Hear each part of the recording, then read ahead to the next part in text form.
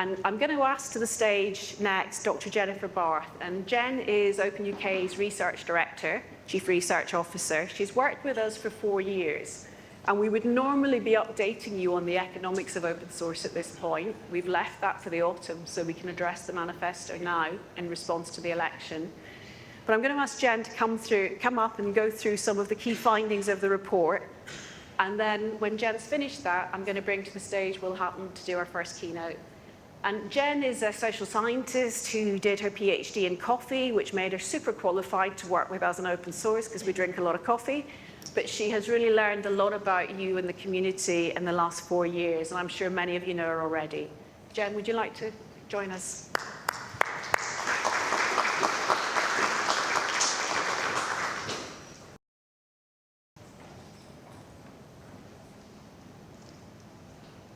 Okay, let me see if I can see my slides.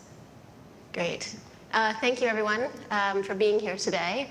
Amanda already introduced me, so I won't do that again, but it's great to be here. And it's great to be part of the OpenUK ecosystem. It's always so nice to be at a talk to launch another report. I feel like we're just spinning them out now and keeping the conversation going, and it's been really exciting as we ramped up in that process. So I wanted to talk today about the report. We were supposed to do the economics report, which we do every year at this time, and talk about bringing to light what's happening around the economy, what's the commitment, what's the collaboration, what does it mean for the UK economy in numbers and then also people.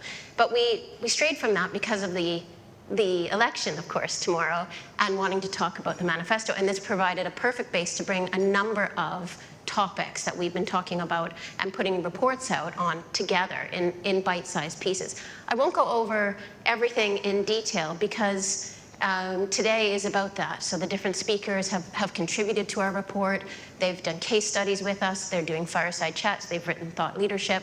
And you'd want to hear from all of those people who are here today about what they think. And it's all in the report as well, if you'd like a nice read. But I will talk about some of the data that we've put in and some of the collaborators we've worked with to pull that data for you and how that fits with the 3 asks. So as Amanda said, the 3 asks are building skills in open source software. These are in the manifesto, and then they flow through our report. Enabling the UK public sector to do open source software better, and AI openness. And in a sense, these all come together under that quest for the public sector to do this better. So let's just go through each area in short detail. Skills. So what do we want there to be? Well, develop hands-on experience through open source software contribution, make individual experience visible, and make that visibility open to international job opportunities, or generally put people on the map. Bring that submarine under the economy up, but the people that are there and doing the work. Now, this is my coffee link, I'm going to tell you, is about this visibility. It's my favorite thing. So I went and did my research on coffee farmers in Guatemala, and what I wanted to do was say, there's all these ethics, there's all this discussion about ethics. How do we bring that to light? How do we bring that up so we can talk about it? And that's what I feel we do at OpenUK. How do you bring people and economies and values and collaboration and ecosystems into the light so that we can truly talk about them, so that we can truly engage? And there's nowhere more than in the realm of skills that makes sense. So I'm just going to go through some of the stats from our GitHub source, which is actually openly available data now.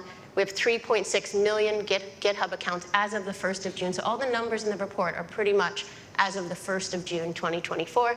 You will have seen this before if you've read any of our earlier reports, but we just keep updating to show you, and it's always an upward curve.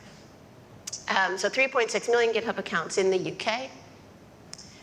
And just to break it out in terms of commits, so 34.1 thousand 1+ commits.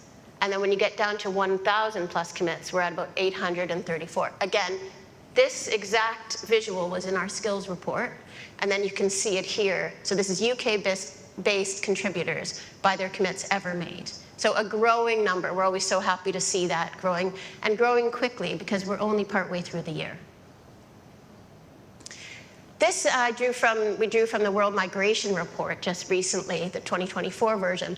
Migration skilled workers in the UK is the skilled workers and the UK is the destination for 601,000 mobile students, 5 million immigrants, and 3 million emigrants. That's the World Migration Report data. So rising unemployment rates, particularly in the Northeast and East Midlands, and decreasing job vacancies make it really relevant to think about how we get people international jobs, how we think about showing the skills that we can see when you contribute to open source into international people and thinking about these things. And then that international money we have seen can come back and help boost economies. So even in the North, in the East Midlands, so the unemployment rate is rising overall, but the vacancies has been rising, something like 400,000 in a very short time. It's incredibly fast. So we have vast unemployment and not enough jobs. Now, we're not saying leave.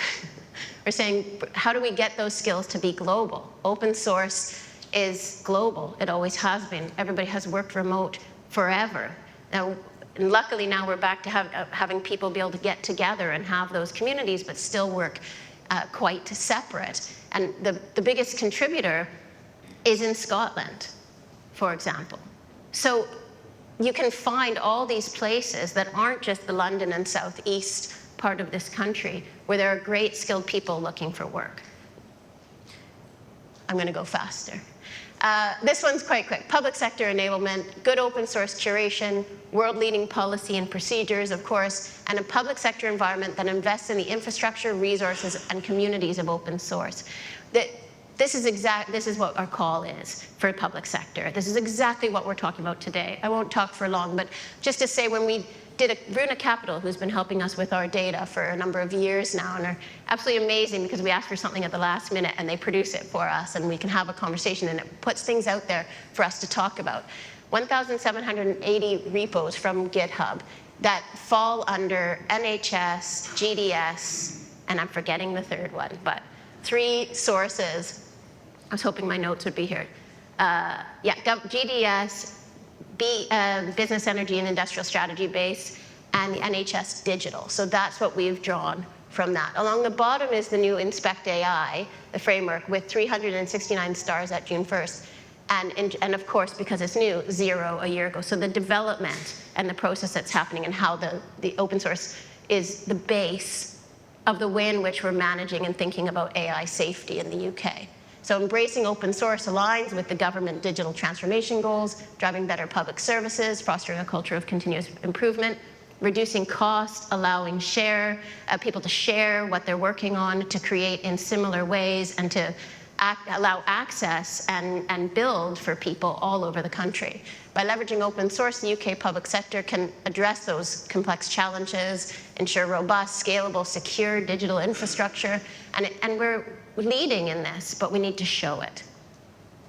AI openness is our third ask. Democratizing AI enables innovation. Appropriate safeguards and transparency are important, and we need to become a leader in AI safety, which we're on the road to do.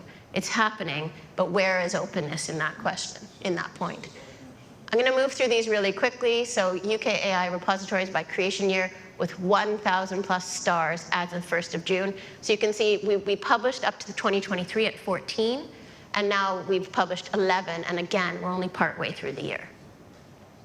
These are the totals, 102, so we were 91 in our last report, now we're up to 102. Yes, that's 91 plus 11. It's easy, but we like showing the really nice upward flow. AI repositories is 4.65% of all repositories in Europe, 1,000K stars in Europe, and then this is the UK, 102. And just to put that in context, US, China, Germany, UK, France, India. And we have 2,310 UK contributors who made at least one commit to any repository by 1st of June with 1,000 stars.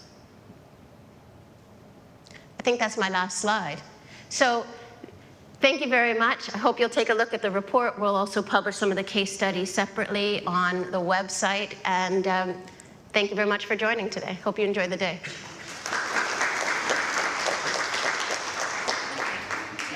see some of those stats, and those infographics flow through the report, and what you see from them is the contribution into the repositories in GitHub that are open source repositories across the UK's public sector. You see the growth, the constant growth in the number of GitHub accounts, the traditional measure of open source developers. And that 3.6 million that Jen showed you, that figure is not the biggest in the world, right? If you look at India, there'll be 9 million plus. If you look at the US, it's even more. But what we didn't show you there is that the per capita in the UK, which is now 5%, so 5% of the UK's population today has a GitHub account and is doing some sort of collaborative innovation or collaborative working around innovation. That's higher than any country in the world. When we first looked at that figure last November, it was 4.7%. So in a short period of time, we're seeing that grow and grow.